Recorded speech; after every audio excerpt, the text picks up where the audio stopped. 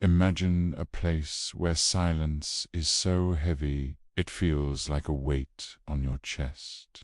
A place where the sun barely rises and the ocean can freeze in an instant, crushing anything caught in its grip.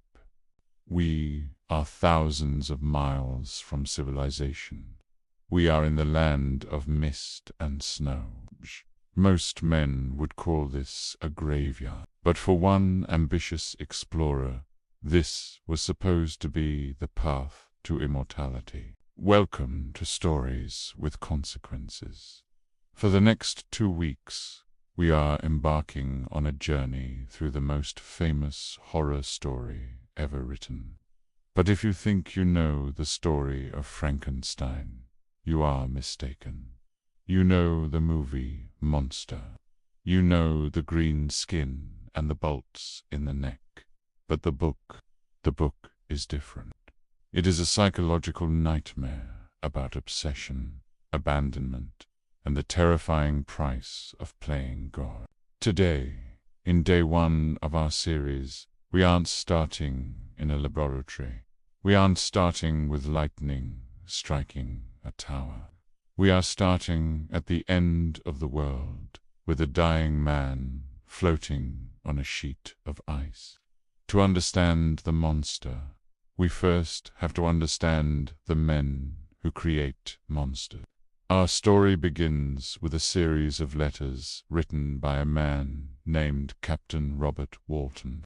It is the year 1797. Walton is currently in St. Petersburg, Russia, preparing for a voyage that most people say is impossible. He wants to sail to the North Pole. Why? Is it to save lives? Is it to find a cure for a disease? No. Listen to his own words in his first letter to his sister. My life might have been passed in ease and luxury, but I preferred glory to every enticement that wealth placed in my path. This is the first lesson of our story. Glory. Walton is obsessed. He believes that if he reaches the pole, he will discover the secrets of the magnetic compass. He thinks he will step on land that no human foot has ever touched. He is willing to risk his life and the lives of his entire crew just to have his name written in history. This is a recurring theme on this channel. When ambition becomes obsession, consequence is never far behind. Walton admits that he has abandoned a comfortable life for one of danger.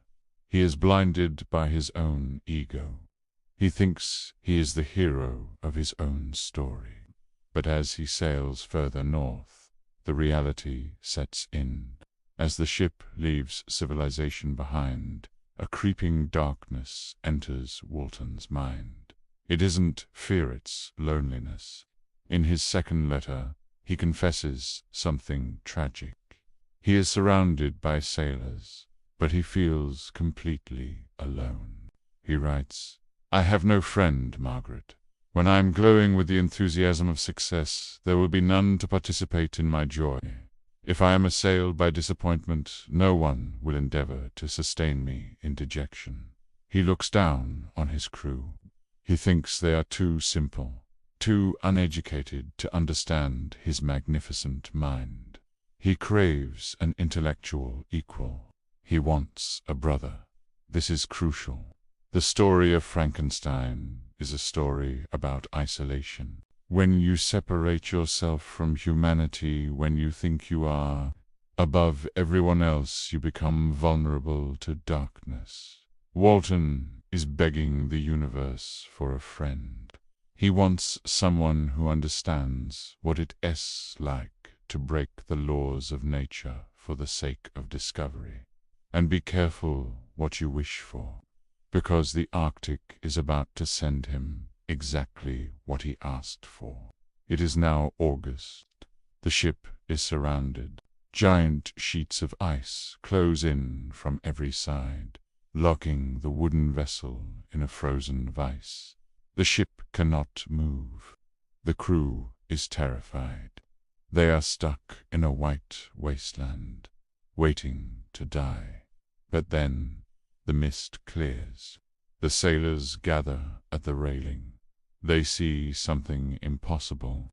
About half a mile away, a low carriage, fixed on a sled and pulled by dogs, is speeding across the ice. But it's the driver that stops their hearts. Walton grabs his telescope. He describes the figure as having the shape of a man, but of gigantic stature. A giant. This figure is huge, far larger than any human being. It ignores the ship. It races north, disappearing into the fog and the jagged ice hills. The crew is left shaking. What lives out here? Is it a polar bear? A spirit? A demon? They don't know it yet, but they have just seen the consequence. They have seen the result of a sin committed years ago. But the monster disappears, and the mystery deepens. The night passes in fear, but the next morning the ice breaks. The ship is free. However, before they can set sail, they find something else. Another sled, drifting on a slab of ice right next to the ship. But the driver of this sled is not a giant. He is a human, and he is dying. Walton writes that he has never seen a man in such a wretched condition. His limbs are nearly frozen. He is a skeleton wrapped in rags. His eyes are wild with madness. The crew throws him a rope. They try to save him. But even at death's door, this stranger is stubborn. He looks up at Captain Walton and asks a strange question. "Before I come on board, will you have the kindness to inform me whither you are bound?" Think about the arrogance of that moment. He is freezing to death, yet he refuses to be rescued until he knows the ship is going in the right direction. Walton tells him they are heading north towards the pole. A strange light flashes in the stranger's eyes. He agrees to come aboard. They carry him to the cabin. They warm him with blankets and soup. For 2 days he says nothing, but Walton watches him. He sees the intelligence in the man's face. He sees the sadness, and he thinks, "This is him. This is the friend I have been waiting for." Over the next week, a bond forms between the captain and the stranger. Walton begins to brag about his mission. He tells the stranger that he is willing to sacrifice everything, his fortune, his safety, his life, just to acquire knowledge, just to be the first man to see the pole. The stranger starts to weep. He covers his face with his hands. He sees his own reflection in Walton's ambition. He looks at the captain and delivers a warning that serves as the thesis for this entire series. He says, "Unhappy man, do you share my madness? Have you drunk also of the intoxicating draught? Hear me, let me reveal my tale, and you will dash the cup from your lips." The stranger realizes that if he stays silent, Walton will make the same mistakes he did. So he decides to talk. He tells Walton his name, Victor Frankenstein. And so the stage is set. We have 2 men at the edge of the world. One is young and hungry for glory. The other is broken, destroyed by that same hunger. The story Victor is about to tell is not a ghost story. It is a confession. Tomorrow, in day 2, we leave the cold Arctic behind. We travel back in time to the sunny, perfect childhood of Victor Frankenstein. We will see how a brilliant boy became obsessed with life and death, and the specific moment he decided to challenge God. Make sure you are subscribed to Stories with Consequences. You do not want to miss the beginning of the nightmare. I am your host, and I will see you tomorrow for day 2.